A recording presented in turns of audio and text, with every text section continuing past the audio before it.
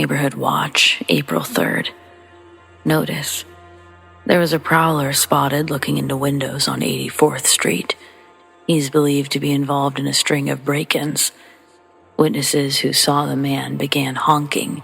The attention scared him away. Sunglasses, blue surgical gloves on his hands, brown hair, approximately 6 feet tall. Remember to lock your doors and please keep an eye out for this individual. Call the police if you see him. Comment 1, April 6th. I saw him walking down Kellogg Avenue yesterday. Just saw this post. Didn't know he was up to no good. Comment 2, April 7th. Could have been the same guy I saw up on Madison. Jean jacket, tall, short brown hair, walking awfully slow around the cars parked on the street. Got a weird feeling about him right away. Comment 3, April 9th. This man broke into my house last night after my daughter and I got home from the store. We're still pretty shaken up about the whole thing. It was the scariest situation I've ever been in. We got inside, my arms filled with bags. My daughter Maddie is using my cell phone to talk to her dad and walks into her room. I shut the door behind me with my foot and walked to our kitchen to set the groceries down. It's about 20 feet away, but before having a chance to even unbind myself from the heavy bags, I hear the front door behind me open and close again. Thinking my daughter had forgotten something in the car, I didn't instantly turn around, responding to what I heard. Nobody had been home yet today, and most of the lights in the house were still off. I'd just turned on one of those in the kitchen when I finally turned around. This man was standing just inside the door, completely still. The kitchen's glow barely reached to where he was standing, but clearly what I was looking at was not my daughter. I dropped the remaining groceries that were in my arms, and I scrambled to the closest thing that I could find to protect me, which was a steak knife in the sink. I start screaming at him with obscenities and threats that I'll refrain from quoting here, but Maddie heard them.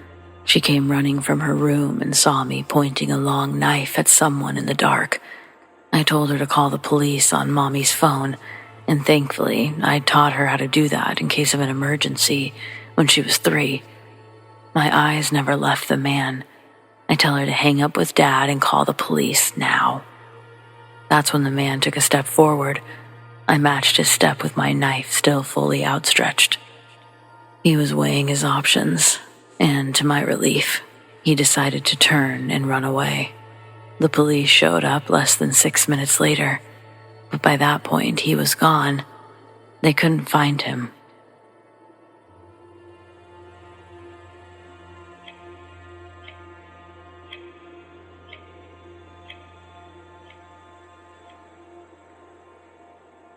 I was asleep one night after taking some cold medicine, right next to my husband.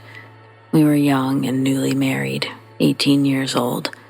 We had rented a tiny one-bedroom house. It was great. It was across the street from the bank I worked at. So anyway, I groggily wake up around 2 or 3 a.m., thinking my husband was touching and messing with me.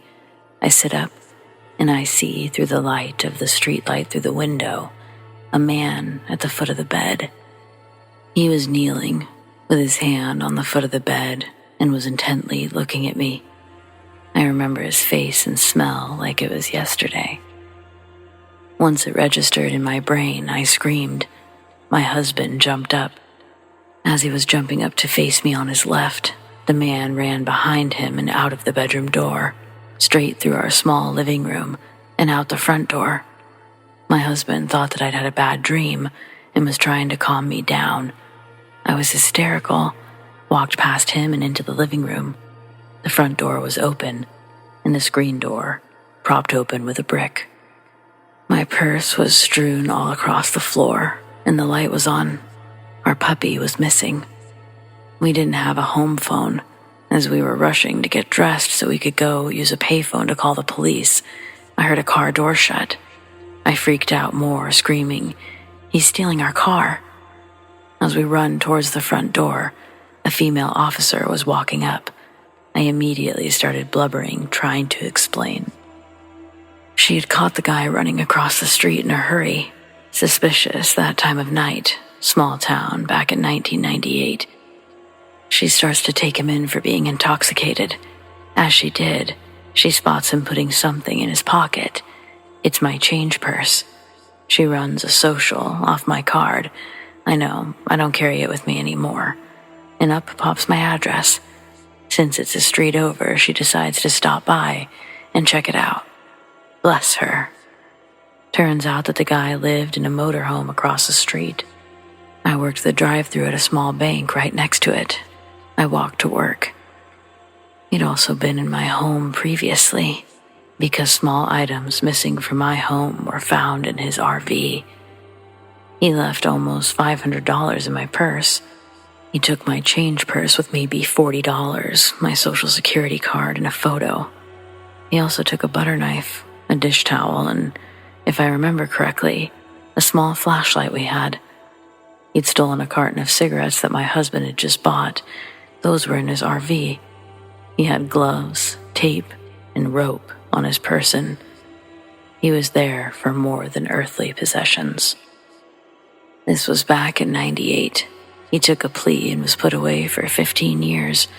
Included in his list of charges was another sexual offense. His rap sheet was lengthy with sexual offenses. He was in his 50s. I was 18. I found out about 5 years later that there was way more to the story than I could have imagined.